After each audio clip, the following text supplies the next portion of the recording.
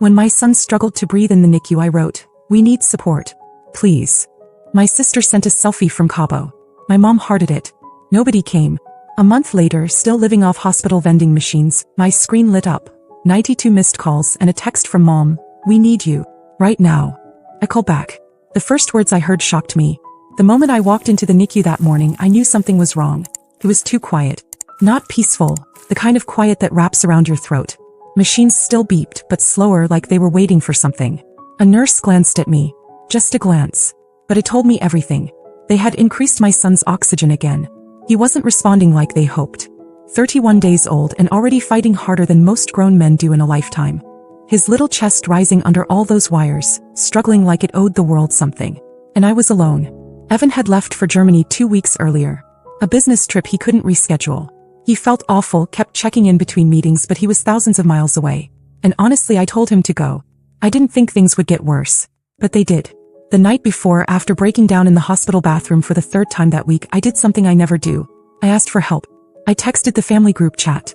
"We need support. Please. Just someone be here. I don't want to be alone with this." The message sat for a while. Then a ping. My sister. A photo. She was in Cabo in a bikini, holding some frothy pink drink with a sparkler in it. Her caption? "Thinking of you, face blowing a kiss." My mom reacted with a heart. That was it. That was their version of support. I didn't respond. I stopped asking. The days blurred after that. I survived on hospital vending machines, sleeping in an upright chair, using my hoodie as a pillow. The nurses would occasionally offer kind words, but I knew the look. They didn't think he'd make it. Still, every hour I sat by him, counting his breaths, whispering stories he couldn't hear, wishing I could trade places with him. Then one afternoon, as I was watching the ventilator numbers tick down again, my phone buzzed. It lit up like it was on fire. 92 missed calls. 37 texts. All from my mom and sister. One stood out. "We need you. Right now." I stepped into the hallway and called back, bracing for the worst. Maybe someone had died. Maybe there was an accident. My mom answered, sounding breathless, not from crying but from irritation. She said, "We're stuck in Tulum. Our cards aren't going through and we need $3,000 to check out of the resort." I didn't speak. For maybe 30 seconds I just stood there, phone to my ear, frozen. I could hear waves crashing behind her, someone laughing nearby. She was calling from a beach. My son was hooked up to machines, barely breathing, and they were calling from a 5-star resort because their vacation got inconvenienced. She kept talking, saying they knew I was good with money and could probably borrow it from Evan if I didn't have it myself. And the worst part? I did it. I texted Evan. "Can you send $3,000 to my mom?" Long story. They're stuck and can't get home. He didn't ask questions. He wired it within the hour. He trusted me. I sent it. And I hated myself for it. But I was too tired to fight. I went back into the NICU, took my seat next to my son, and watched him breathe like it was the only thing in the world that mattered. Because it was. But that night something shifted. A new thought crawled into my brain and wouldn't leave. This isn't just unfair. This is war. Evan flew straight from Frankfurt to the hospital. He walked in still wearing the same wrinkled button-down and blazer he'd left in. No sleep, no luggage. Just him and a look on his face that I hadn't seen before. It wasn't panic, it wasn't confusion. It was quiet rage. He barely said anything, just dropped his laptop bag, leaned over the incubator and whispered our son's name. I don't think I even realized I'd been holding my breath until he was in that room. For the first time in weeks, I didn't feel completely alone. But the relief didn't last long. Because I still hadn't told him everything. That night we went home together for the first time in over a month. Our apartment looked like it had been abandoned. Mail stacked up on the counter. Plants half dead. The smell of hospital disinfectant still on both of us. We sat on the couch, didn't even turn on the lights. And then I told him. Everything. The group text. The Cabo selfie. The heart emoji from my mother. The silence. The vending machine dinners. The 3 a.m. breakdowns in the family bathroom. And then finally the call. 92 missed calls. 37 texts. "We need you. Right now." How I thought something terrible had happened. Maybe my dad, maybe something else. How I'd stood there in the hospital hallway and listened to my mom say they were trapped in Tulum because their cards didn't work. How she asked for $3,000 like it was nothing. How I wired it with Evan's money because I didn't know what else to do. When I finished, I waited for him to be angry. I braced for it. But all he did was sit there, hands folded, and ask. Did they ever ask how he was doing? I shook my head. He didn't speak for a full minute. Then he stood up, opened his laptop, and started typing. I asked him what he was doing. "I'm done supporting them," he said. "They're not your family. They're a debt."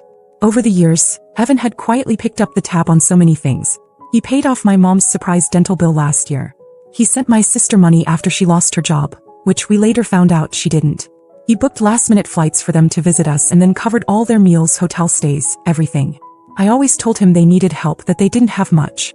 He never argued. He'll know. Within 48 hours he shut everything down. Cancelled the backup credit card my mom used. Revoked access to the family phone plan he'd been paying for.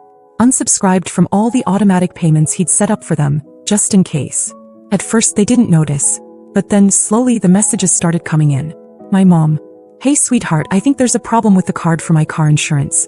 Can you check with Evan? My sister. Weird, my phone's not working. Did Evan switch carriers? And then came the real kicker. A week later. My sister again. Hey Grace, we're planning a trip in July.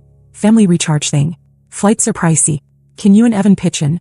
Just like 2 to 3K total between the three of us? We thought it'd be good for bonding. Maybe we'll stop by after, see the baby. See the baby. Like he was an exhibit. I stared at that message for 10 minutes. I didn't even feel angry anymore. Just empty. I showed it to Evan. He didn't say anything for a long time. Then he asked, do you want to help them? I didn't answer right away. But later that night I borrowed $3,000 from him again. He didn't question it. Just transferred it. And I sent it to them. They thanked me, of course. Gushed even. Sent pictures of hotel rooms and beach views. Said things like, family forever, smiling face with hearts. And, so glad you understand. But it wasn't kindness that made me do it. It was strategy. Because that was the last dollar they'd ever see without a cost. I was done playing the quiet, patient one.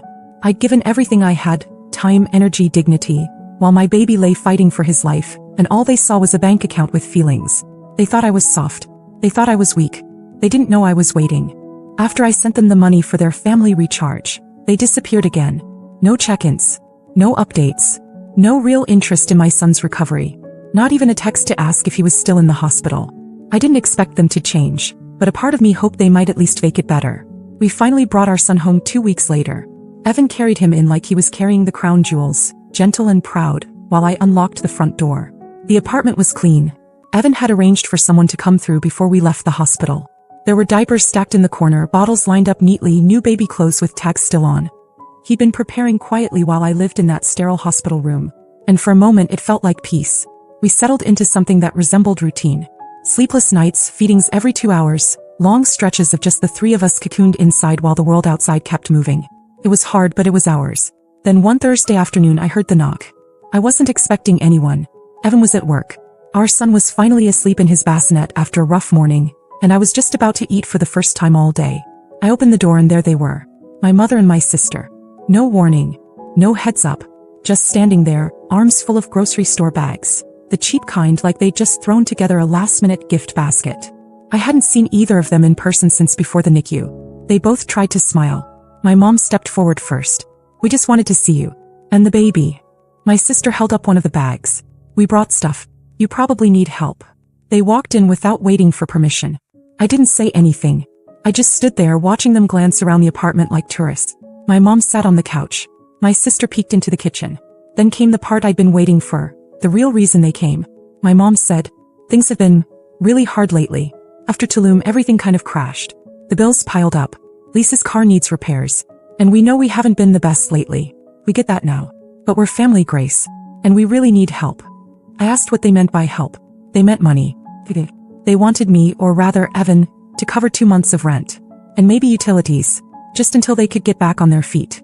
My sister added, we've been talking a lot. About everything. And we realize now that we weren't there for you. But we want to change that. It sounded good. Like a script. A little too polished. But I wanted to believe them. I sat down, looked at both of them, and I said okay. That I'd talk to Evan. That I'd help, this once. Because I wanted to believe they were trying. That night when Evan got home I told him. He didn't say anything at first. Just stared at the floor for a while. Then he finally looked up and said, you know they'll never stop, right? I knew.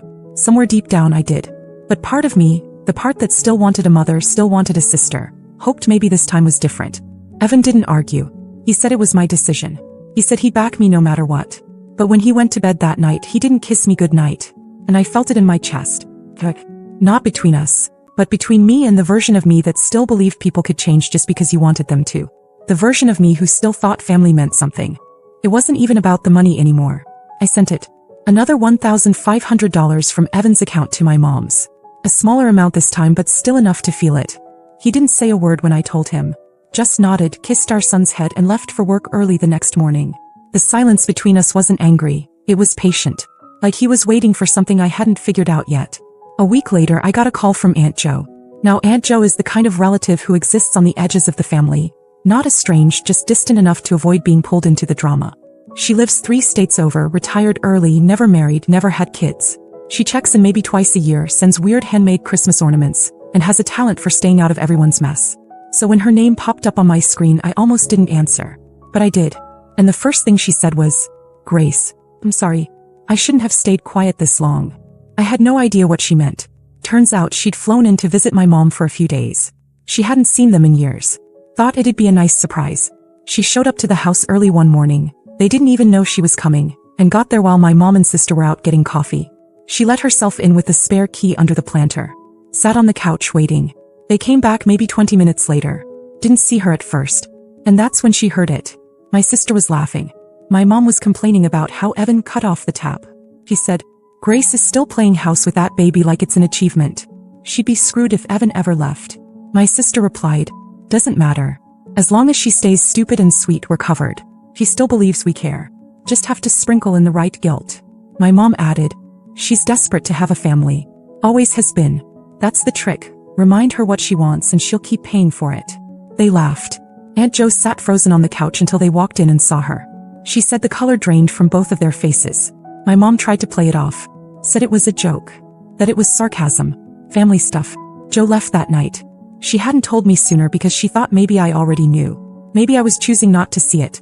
But after sitting with it, she said she couldn't keep it to herself anymore. I didn't cry. I didn't scream. I just listened. I thanked her. Hung up. Then I sat on the edge of the bed, staring at the wall for what must have been an hour.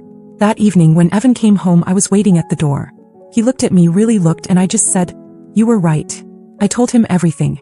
Every word Jo heard. Every laugh. Every manipulation. Every lie dressed in sisterly concern. He didn't smile. He didn't gloat. He just said, "You don't need to explain. You did what you had to do. Now we do what's next." And for the first time since the NICU I felt like I was standing on solid ground. Not because I'd stopped believing in family, but because I'd finally stopped mistaking blood for love. The next morning I blocked them both. No warning, no explanation. Just gone. My mom and sister vanished from my phone like they were never there. Evan didn't say anything when I told him. He just reached over and squeezed my hand, then got up to make coffee like it was any other Tuesday. But it wasn't just a Tuesday. It was the first day I truly felt free. For a while things got quiet. No texts, no calls, no guilt trips. I thought maybe they'd gotten the message. Maybe they finally understood. Then a month later someone knocked on our door again. I was home alone. Evan had just left for work and our son was napping. I opened the door carefully, already tense. It was them. My mother and sister stood there with that same strained look they wore the last time. But this time they looked different. Not polished. Not smug. They looked fed. Worn down. My mom's mascara was smudged. My sister had dark circles under her eyes. They didn't have any bags of groceries or fake smiles. They looked like people who had finally hit the floor. My mom spoke first. "Grace, please. Can we come in?" I didn't say anything. I stepped aside. They sat on the couch without waiting. My sister stared at her hands while my mom stared at me. She said they were struggling. Really struggling. Late on rent. Car repossessed. Power shut off last week. Said they had nowhere else to turn. And then carefully she said it. "We understand now. How selfish we were. How cruel. We talked about it a lot. We really truly get it now. We want to be different." My sister nodded. "We know we don't deserve another chance. But we're asking for one." And for a moment, everything I had locked away cracked open again. Because it's still there. That part of me that wants to believe people can change if you just love them hard enough. So I did what I always do. I gave in. Not completely, no money this time. I told them I'd meet them for coffee sometime, talk things through slowly. That I'd think about letting them see the baby. That this had to be different. They thanked me. Over and over. My mom even cried. When Evan came home that night and I told him, he didn't yell. He didn't raise his voice. But I saw it. That quiet disappointment again. That silent question he didn't ask. "Why can't you just let them go?" I tried to explain it, but there was nothing I could say that didn't sound weak. I just said I had to give them this chance. That I needed to believe they meant it. He didn't agree. But he didn't fight me either. He just said, "Then let's be smart about it. One step at a time." We set boundaries. Real ones. No money. No drop-ins. No babysitting favors. If they wanted to rebuild anything, it would be slow and on my terms. And for a little while it almost seemed like it might work. Until the next surprise came, not from them but from someone I hadn't seen in over a decade. Aunt Jo was back. She showed up unannounced, standing at my door holding a box of hand-me-down baby books and a grocery bag full of homemade cookies. She said she was in town and wanted to check in. Said she missed me. We sat in the kitchen while my son slept. Then she leaned in and said, "I didn't come just to visit. You should hear what they're saying now." And what she told me next would burn away any hope I had left. Because whatever apology my mother and sister gave me, whatever change they claimed to make, it was never about me. It was never about family. It was about Evan. And his money. When Aunt Jo left, I didn't cry. I didn't scream. I just cleaned the kitchen. It sounds stupid, but that's what I do when something breaks inside me. I clean. I wiped down the counter. Loaded the dishwasher. Put away the cookies she brought like they weren't sitting on top of a bombshell. My hands were steady. My mind wasn't. Because the truth is, I had already forgiven them. Again. I had already let them back in. Already started imagining birthday parties and visits and some version of the family I had always wanted. And they had already started planning their next withdrawal. They weren't rebuilding anything. They were calculating. That night, after we put our son to bed, I told Evan everything. Word for word what Jo had overheard. He didn't say, "I told you so." He didn't look smug. He looked tired. Tired in a way that made me want to rewind time and listen to him the first time he said to let them go. I asked him what we should do. He said, "Whatever you want to do. But I'm with you. Either way." So I made the choice I should have made months ago. The next morning, I drove to my mom's apartment. Alone. I knocked, and when she answered, she smiled like nothing had happened. I didn't sit down. I didn't hug her. I told her I knew. About the call. About what she and my sister were planning. About everything. Her face fell slowly, like it was taking her brain a few seconds to catch up to the words. She tried to deny it, but I wasn't there to listen. I told her the truth. That I had nothing left for them. No more help. No more chances. No more access to me or to my son, or to the life I had built with the only person who ever truly protected me. He asked if this meant forever. I said, "You've had forever. I'm choosing now." I left before she could respond. I didn't hear from either of them again. They stopped calling. Stopped texting. Stopped pretending. And honestly, that silence, it was the most peaceful gift they ever gave me. A few days later, Evan came home from work with takeout and a look on his face like something had lifted. He sat next to me, handed me a drink and said, "So what now?" And for the first time, I didn't answer with a problem to solve. I said, "We live. Just us. We raised our son in peace. No more surprise knocks. No more emotional blackmail disguised as love. We built our own traditions, our own laughter, our own rules. And when I told our son stories, later when he was older, I made sure he knew the truth. That family isn't who shares your blood. It's who shows up when the machines are beeping and you haven't slept in 3 days. It's who sits beside you quietly when there's nothing to say. It's who doesn't have to be asked. And who never ever asks for anything in return.